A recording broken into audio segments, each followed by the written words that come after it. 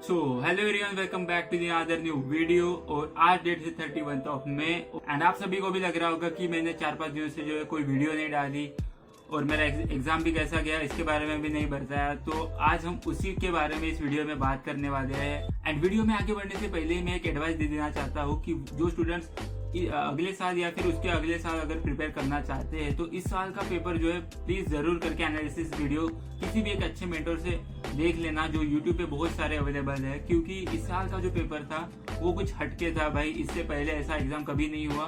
क्योंकि 46 जो क्वेश्चन थे वो स्टेटमेंट बेस्ड थे, टोटली स्टेटमेंट बेस्ड क्वेश्चन, और लगभग 15 से 16 क्वेश्चन जो 2 स्टेटमेंट क्वेश्चन थे। तो टोटली 70 to 75 क्वेश्चन जो थे वो स्टेटमेंट बेस्ड क्वेश्चन थे। तो इस साल का पेपर जो था वो सबसे ज्यादा यूनिक था। तो मैं ये सजेशन देना चाहता हूँ कि प्लीज आप एक बार पेपर एनालिसिस जरूर कर लेना।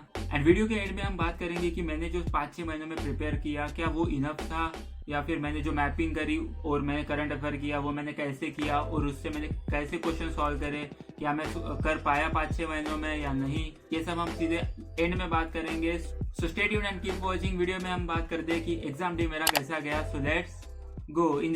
तो एग्जाम डे में सुबह सुबह निकल गया था अपने रूम से सेंटर की ओर। एंड वीडियो बनाने का ऐसा कुछ प्लान तो नहीं था, बट जैसे मैं रूम से निकल गया थोड़ी थोड़ी एंजाइटी बढ़ने लगी कि अभी एग्जाम सेंटर जा रहे हैं एंड ऑल, क्योंकि मैं अकेला भी था। सो मैंने फिर उठा लिया अपना फोन एंड स्टार्ट कर दी वीडियो। वैसे सेंटर तो मेरी तरफ से बहुत ज्यादा दूर था, 17 किलोमीटर दूर था। एंड उसी के चलते मुझे 2 बसेस भी चेंज करके जाना था सेंटर की ओर। एंड फर्स्ट स्टॉप से मुझे जल्दी बस भी मिल गई, और संडे को ज्यादा गर्दी नहीं होती, ऑफिस बंद होते हैं, तो मुझे सीट भी मिल गई। फिर 4 किलोमीटर दूर जाते ही कहानी में आ गया ट्विस्ट की जो बस मैंने पकड़ी थी वो बस टोटली तो सेंटर तक नहीं जा रही थी, बट जब मैंने दूसरी बस सर्च करी तो वो दूसरे स्टॉप से पकड़नी थी। तो मैं निकल गया अपने दूसरे स्टॉप की ओर। वहां पे मैंने आधा घंटा वेट किया बट बस कोई आए नहीं। एंड देन फिर से जब मैंने सर्च किया तो फिर से स्टैंड चेंज हो गया। फिर मैं निकल गया वहां से दूसरे स्टैंड की ओर।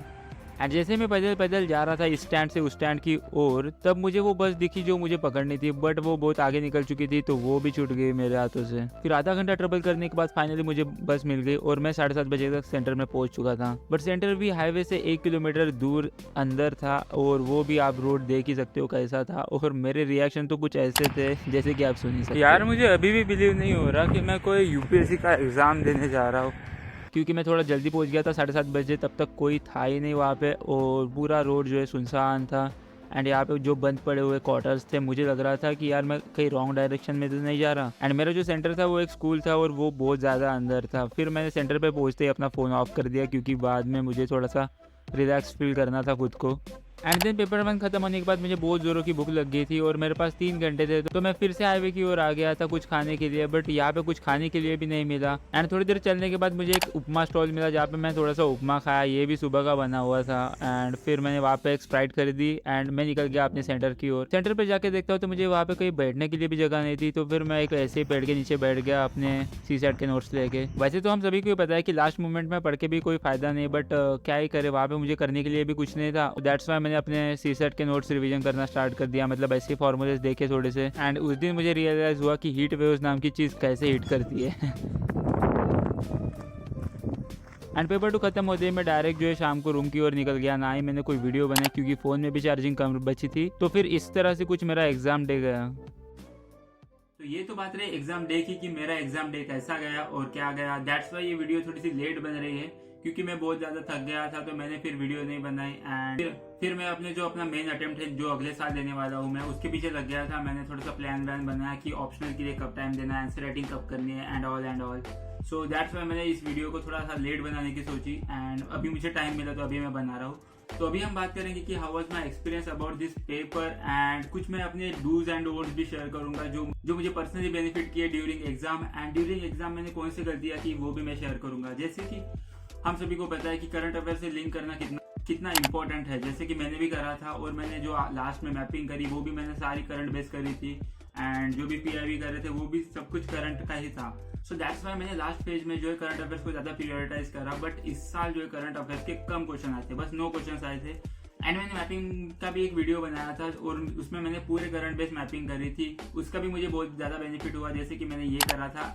एंड आप देख ही सकते हो कि यूक्रेन बॉर्डर्स का जो क्वेश्चन आया था, एंड इससे मुझे बहुत ज्यादा बेनिफिट हुआ, क्योंकि जैसे मैंने वो क्वेश्चन देखा इजीली सॉल्व कर दिया।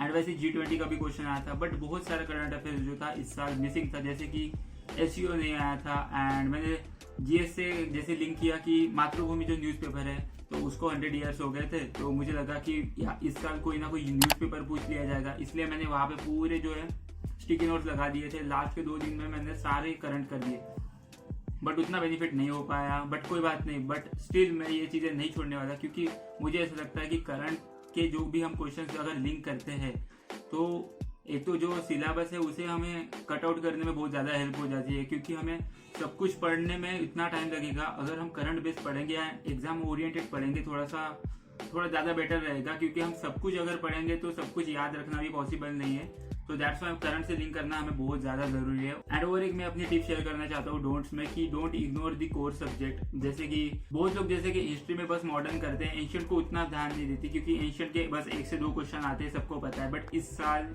9 क्वेश्चन आ गए थे एंशियंट से, एंड बस यहाँ पे बहुत लोग जो है दब चुके हैं। और सिंपली बात करूँ तो एग्जाम में प्रेशर इतना बन गया था कि मैं भी बस 2 ही क्वेश्चन सॉल्व कर पाया, जिसमें से बस एक की एक्यूरेसी है और एक तो 50-50 है। तो मेरे से तो नहीं बन पाया एंशियंट के क्वेश्चन, बट नेक्स्ट टाइम ये गलती मैं बिल्कुल नहीं करने वाला।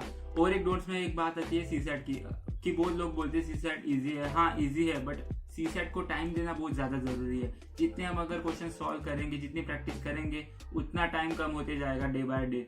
और अगर आप सोच रहे हो कि डायरेक्ट हम विदाउट मॉक लगाते ये वो डायरेक्ट एग्जाम में जाएंगे, तो भाई पॉसिबल ही नहीं है। क्योंकि मैंने भी फर्स्ट आवर में बस 18 क्वेश्चन सॉल्व किए थे, जो कि एक्यूरेसी के चक्कर में मैं थोड़ा स्लो चल रहा था। बट एट दी एंड मैंने भी 42 क्वेश्चन सॉल्व कर दिए 80 आउट ऑफ। वो भी कम ही हैं, बट फिर भी मैंने एक्यूरेट निकालने के चक्कर में थोड़ा सा ज़्यादा टाइम कंज्यूम कर लिया।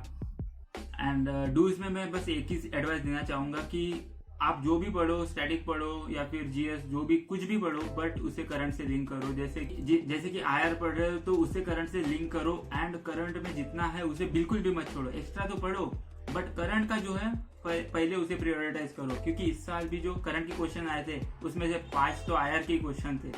सो आप समझ ही सकते हो करंट की वैल्यू क्या है। बस यही कहना चाहूँगा, don't ignore the current. And ऐसा रहा कुछ मेरा एक्सपीरियंस। हालांकि इस साल तो कुछ नहीं हो पाएगा, डायरेक्ट ही बता रहा हूँ, क्योंकि मुझे कोई एक क्लिकबेट वीडियो नहीं बनानी और एक की रिजल्ट डे के दिन की क्या हो गया, रिजल्ट कैसा आया, क्या आया, ये सब नहीं करने वाला। तभी जो चैनल पे पुराने होंगे उनको तो पता ही है कि मैं अगले साल का अटेम्प्ट मेन देने वाला हूँ। तो अभी नेक्स्ट वीडियो जो आएंगी उसी के ओरिएंटेड आएंगी। एंड फाइनल यहाँ पे मेरा जो है एग्जाम हो चुका है।